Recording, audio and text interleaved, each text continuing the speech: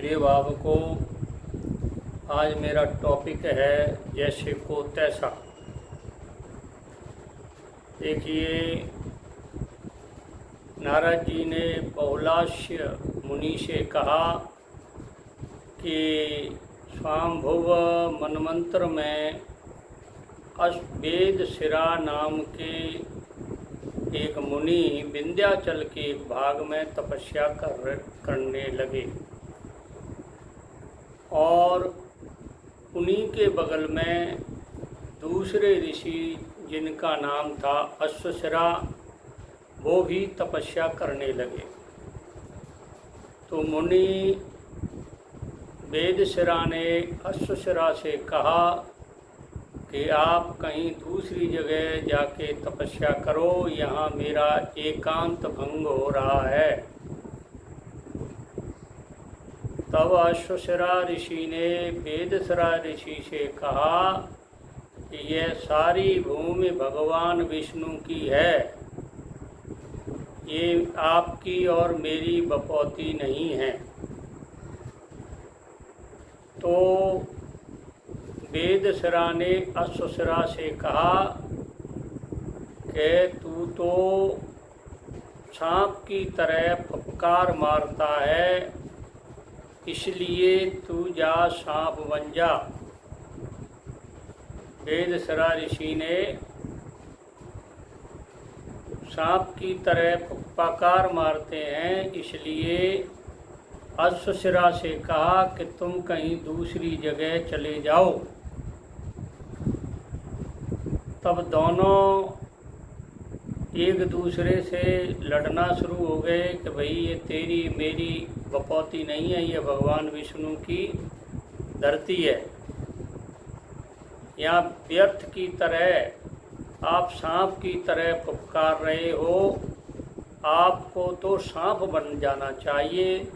अश्वशिरा ने वेदशिरा से कहा, ये आपकी बपौती नहीं है, और जब आप सांप बन जाओगे तो भगवान विष्णु के सवारी गरुड़ से आपको भय होगा।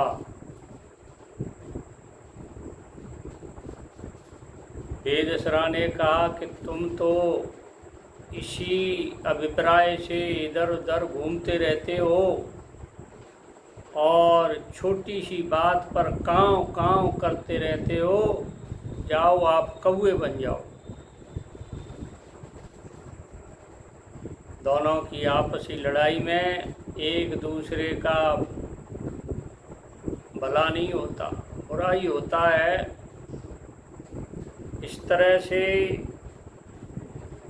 भगवान प्रकट हो गए और उन्होंने कहा, वेदशिरा से कहा कि आप सांप बन जाओगे तो कालिया नाग के रूप में आप यमुना के जल में रहेंगे और मैं आपका उद्धार करूंगा।